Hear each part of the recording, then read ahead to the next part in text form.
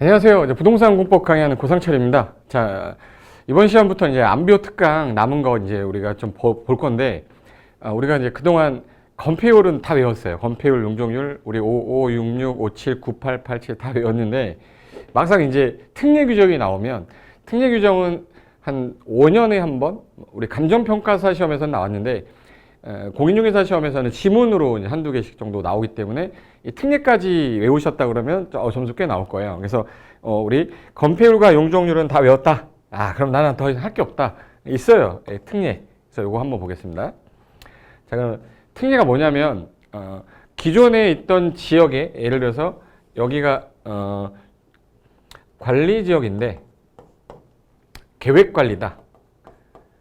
계획관리인데 해당 지역의 건폐율이 만약에 40%인데 여기다가 특정한 지역을 지정을 하게 되면 이 부분은 40%를 적용을 안 해요. 별도로 규정을 따로 하겠다. 별도 규정 특례 이렇게 보시면 돼. 그러면 일단 외우기 전에 하나 알고 갈게요. 우리가 시험 보기 전날 개수사란 절 갈 거예요. 개수사란 절에 가서 백배절 하고 이게 유명한 그 절이에요. 개수사란 절이. 그래서 거기 가서 쭉 내려오다 보면 이제 계곡이 하나 있어요. 그래서 여기 먹는 물을 우리 용수라고 그래요. 용수. 그래서 용수가 아주 깨끗해서 팔딱팔딱 뛰더라 그래요. 근데 우리가 개수사 올라가기 전에 소림사에 한번 잠깐 들어가야 돼. 그래서 이분들하고 한번 붙어야 돼. 취공농공 해가지고 취공농공 해서 개수사에 가면 용수가 팔딱팔딱 뛰더라. 개수사 용수팔딱이라고 그래요. 그리고 취공농공 정도는 기억해 두셔야 돼. 왜 특례 규정이라서. 지금 제가 하는 거 기억해 두시는 거야. 개수사에 가면 용수가 팔딱팔딱 뛰더라. 개수사 용수팔딱. 보세요. 자, 일단은 법규에서는 해당 지역 6개가 지정이 되면은 여기는 건폐율하고 용적률을 별도로 적용하겠다. 이 뜻인 거예요. 여기 지역만큼은 오히려 더 좋은 땅이 될 수도 있는데 예를 들어서 도시지역 외의 지역은 건폐율이 계획관리 빼고는 건폐율이 전부 다 20에다가 용적률이 거의 대부분 80으로 돼 있어요.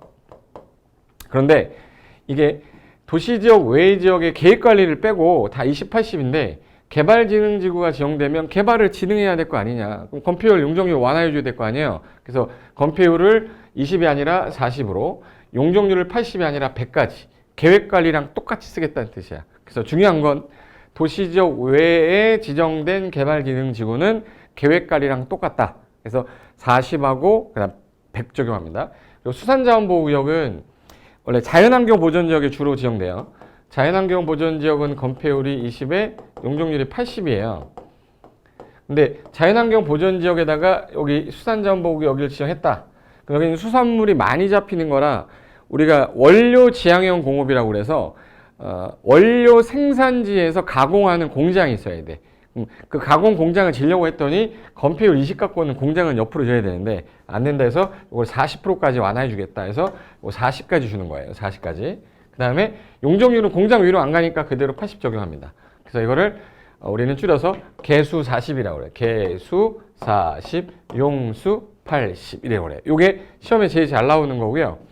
요 3, 4, 5, 6은 잘 나오진 않는데 왜 별도 규정 적용하는지만 알면 돼요. 그러면 자연 취락지구, 원래 취락지구라는 게 취락 형성해라. 행위자 완화해 줄게. 그런데 보통 취락지구는 녹관농자에 지정되기 때문에 건폐율이 20%밖에 안 되지만 니네는 60%까지 해서 집을 더 짓게 해주겠다. 집을 더 짓게 60%까지 주겠다.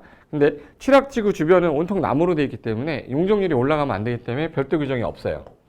없어요. 근데 우리 개발제한구역은 집단 취락지구 지정되는데 개발제한구역은 너무 많이 완화해주면 안 되니까 얘는 40%까지.